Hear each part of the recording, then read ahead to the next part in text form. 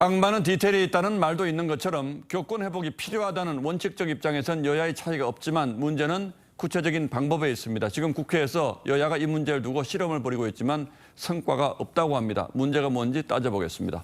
자, 홍혜영 기자, 국회에서 지금 논의되고 있는 것들이 어떤 것들입니까? 네, 최대 쟁점은 교사가 아동학대로 신고를 당했을 때 이걸 판단할 별도의 심의기구를 만드느냐 마느냐였습니다. 지금은 학부모가 교사를 아동학대죄로 신고하면 정당한 교육활동이었다는 걸 이 교사 스스로가 입증해야 하는데요. 민주당은 아동학대 사례 판단위원회를 따로 만들어서 심의하자면서 개정안을 발의했습니다. 예, 이름이 뭐가 됐든 만들면 될 것 같은데 왜 합의가 되지 않는 거죠? 네, 먼저 민주당은 이 당사자인 교사를 소송 현장에서 최대한 배제해야 교권이 보호된다고 주장했는데요. 하지만 국민의힘은 이미 교권보호위원회가 있는 데다가 실효성이 떨어진다면서 반대했습니다. 자, 제가 듣기에는 뭐가 다른지 잘 모르겠습니다만 어쨌든 당사자인 교사들은 뭐라고 합니까? 네, 현실과 동떨어진 논의에 답답하다는 반응이었습니다. 이 새로운 위원회를 만들면 누가 많으냐부터 쟁점이 될 거고 시간만 걸린다는 겁니다. 또 여당이 말했던 교권보호위원회는 교권 침해에 대응하는 기구라 아동학대 사안과는 거리가 있다는 겁니다. 국회는 법하면 더 전문적일 거라고 기대를 했는데 국회의원분들은 실제 현장에서 이루어지는 상황에 대해서는 잘 모르시니까 선생님들이 이렇게 해달라 저렇게 해달라 얘기를 하는데 그러니까 선생님들이 답답하신 거예요. 예, 결국 이것도 아니다 저것도 아니다 이런 입장 같은데 그럼 선생님들이 원하는 진짜 방향은 뭔가요?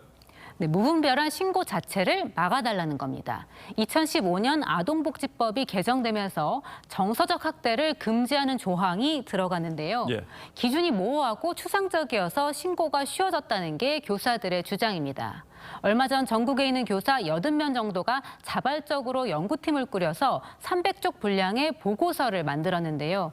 여기에 보면 아동복지법 17조 5항을 개정 또는 폐지하라고 요구하고 있습니다.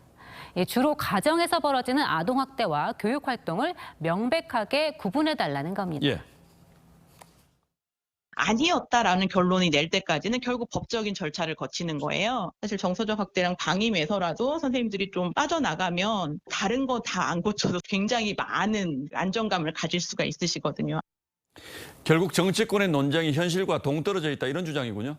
맞습니다. 연구팀은 이 보고서를 국회와 교육부에도 보냈다고 했는데요. 하지만 제대로 반영이 되지 않고 있습니다. 지난 1일 시행된 교육부 고시 역시 구체적인 지침이나 예산과 인력 지원 방안이 쏙 빠져 있어서 현장에서는 전혀 달라진 게 없다는 비판이 나왔습니다.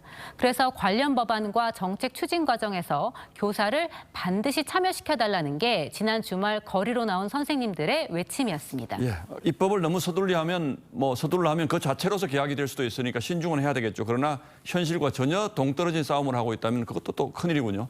예, 홍혜영 기자 잘 들었습니다.